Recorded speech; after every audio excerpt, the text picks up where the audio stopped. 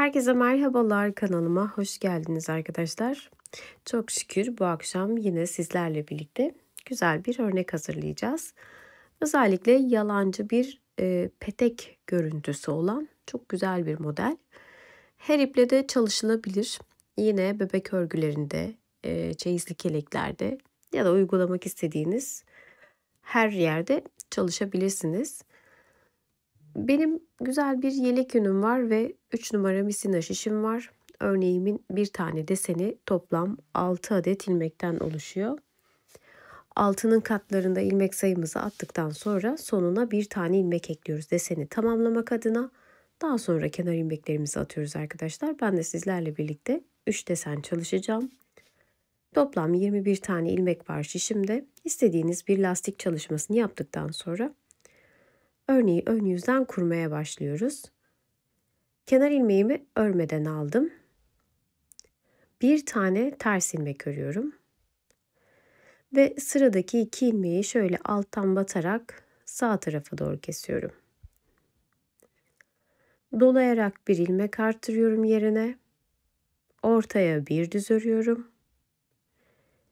Tekrar dolayarak artırıyorum. Ve sıradaki 2 ilmeği yönlerini çevirip sola doğru kesiyorum. Buraya kadar baktığımızda bir tane desenimiz 6 ilmekten oluşuyor. Birincisi tersti. Sonra sağ kesim yaptık, artırdık, bir düz ördük, artırdık ve sol kesim yaptık. Aynısını tekrarlayacağız. Önce bir adet ters. Sonra sıradaki 2 ilmeği birlikte sağ tarafa doğru kesiyoruz. Dolayarak ilmek artırdık. Ortaya bir düz ördük. Tekrar dolayıp artırıyorum. Ve 2 ilmeğin yönlerini çevirip sola doğru kesiyorum. Yine üçüncü deseni aynı şekilde yapıyoruz. Önce bir ters. Sonra 2 ilmeği birlikte sağ tarafa doğru kesiyoruz alttan batarak. İlmek artırdım. Bir düz ördüm. Tekrar ilmek artırdım. 2 ilmeğin yönlerini çevirip sola doğru kesiyoruz. Ve artı bir dediğimizde burayı bir adet ters örerek sıramızı tamamlıyoruz. En son kenar ilmeğimi de örüp böyle modelimizi kurduk. Tersine döndüğümde ilmekleri gördüğüm gibi çalışacağım. Bir ilmek düz. Devamında 5 ilmek ters.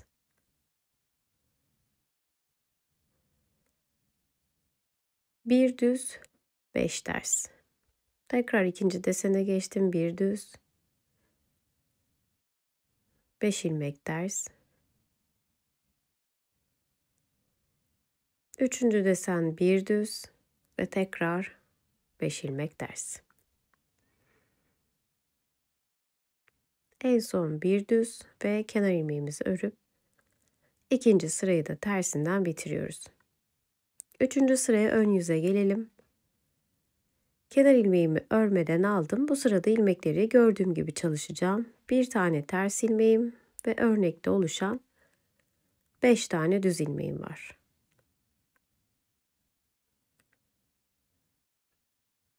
Evet. Bir ters 5 düz. Ön yüzdeki örneğin 3. sırasında bu şekilde örneğimize çalışıyoruz. Tekrar bir ters ve 5 ilmek düz. Yine bir ters ve kenar ilmeğimizi örerek ön yüzdeki sıramızı bitirip 4. sıraya örneğin tersine dönüyorum. İkinci sırada olduğu gibi ilmekleri yine gördüğüm gibi çalışacağım. Bir düz 5 tane tersimiz var. Yine ikinci sıra gibi tekrar oluyor. 4. sıramızda bir düz ve 5 ilmek ters. Bir düz, 5 ilmek ters. Yine en son bir düz örüp kenar ilmeğimi örerek sıramı bitiriyorum. Şimdi ikinci bölüm olacak. 5. sıramızda ikinci bölüme başlayacağız. Yine ilk desende olduğu gibi 6 ilmeği baz alıp o şekilde çalışalım dilerseniz. Bakın bir ters ve 5 düzümüz vardı. Şimdi burada kenar ilmeğimizden sonra bir adet tersimizi düze çeviriyoruz. Bir düz ördük. Dolayarak bir ilmek artırıp ilk 2 düz ilmeğin yönlerini çevirip sola doğru kesiyorum. Sıradaki düz ilmeği tam ortaya gelende onu terse çeviriyorum ve kalan 2 düzü de alttan batıp sağ tarafa doğru kesiyorum ve ilmeğimi artırıyorum. Şimdi 5. sıra 2. bölümde böyle öreceğiz. Bir düz, bir artırma, sol kes, terse çevir, sağ kes ve artır. Hemen başlayalım. Bakın ters ilmeği düze çevirdim. İlmek artırdım. 2 düz ilmeğin yönlerini çevirip sola doğru kestim ve ortadaki düzü terse çevirdim. Tekrar 2 düzü alttan batıp sağ tarafa doğru kesip ilmek artırdım. Yine 3. desene başlıyorum. Bir düz ördüm, bir artırdım. 2 düz ilmeğin yönlerini çevirip sola kestim. Ortadakini terse çevirdim ve yine 2 düzü 2 ilmeği alttan batıp sağ tarafa doğru kesip ilmek artırdım. Son tersi de düze çevirip başta olduğu gibi sıramızı bitiriyoruz. 6. sıra örneğimin tersinde ilmekleri gördüğüm gibi çalışacağım. 3 ilmek ters.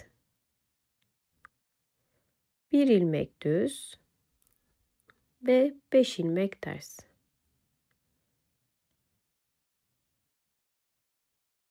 1 ilmek düz, 5 ilmek ters.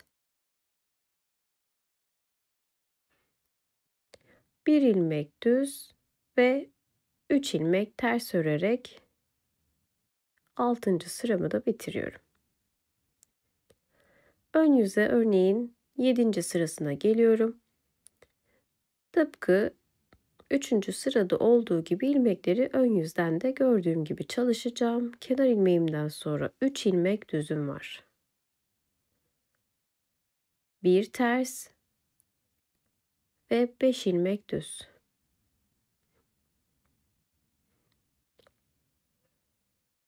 Tekrar bir ters ve yine 5 ilmek düz.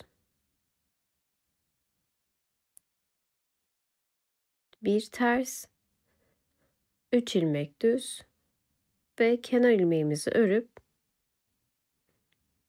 ön yüzdeki sıramızı tamamlıyoruz.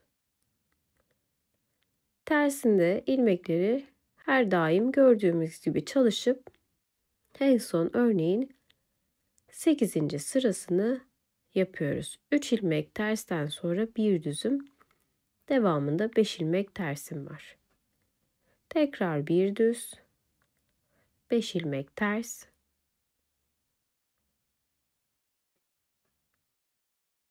bir düz ve 3 ilmek ters. Kenar ilmeğimi de örüp tersindeki son sıramı da bitirmiş oldum. Şimdi ön yüze geldiğimizde bu sıranın üzerine yine örneğin 1. kurulum sırasını yapacağız. Dilerseniz yine birlikte çalışalım. Özellikle acemi arkadaşlarım için bu sıra önemli bir sıra olacak. 6 ilmeği baz alarak ilerleyelim. Yine 1. düz ilmeği terse çevirdim. Ve sıradaki 2 ilmeği alttan batıp sağ tarafa doğru kesiyorum 2 düz ilmeği. İlmek artırıyorum. Tersi düze çeviriyorum. Tekrar ilmek artırıyorum. 2 düz ilmeğin yönlerini çevirip sola doğru kesiyorum ve bakın ilk sırayı bu şekilde ilk desende tekrar ediyoruz. Yine buradaki düzü terse çevirdim. 2 düzü alttan batıp sağ tarafa kesip ilmek artırdım. Ortadakini düze çevirdim. Artırdım ve 2 ilmeği birlikte sola kestim. Yine son kez bir ters, önce bir sağ kesim, artırdım, düz ördüm, tekrar artırdım ve 2 ilmeği çevirip sola kestim. Sondaki düzü de terse çevirip yine bu şekilde sıramızı tekrar edip bitirmiş oluyoruz. Tabii örnek birkaç desen daha uygulandığında çok daha güzel olarak gözüküyor. Burada yine ortaya çıktı. Ben de sizlere şöyle daha büyük parçayı göstermek istiyorum. Burada ben yine angora iple uyguladım. Çünkü, daha öncesinde bu modeli kotonla çalışmıştım. Özellikle çocuk örgülerine çok yakışıyor. Yine aynı şekilde erkek örgülerine de uygulayabilirsiniz. O yüzden bu akşam böyle bir angorada duruşunun nasıl olduğunu sizlere göstermek istedim. Burada da harika duruyor. Kolay, çabuk ilerleyen bir model ve her iple uygulanması açısından yine güzel örneklerden, joker modellerden bir tanesi olduğunu düşünüyorum. Umarım sizler de beğenir ve uygularsınız arkadaşlar. Bir sonraki örnek videomuzda tekrar görüşmek üzere. Hoşça kalın, sağlıkla kalın. Kanalıma abone olmayı, yorum yapmayı ve beğenmeyi lütfen unutmayın. Hoşça kalın.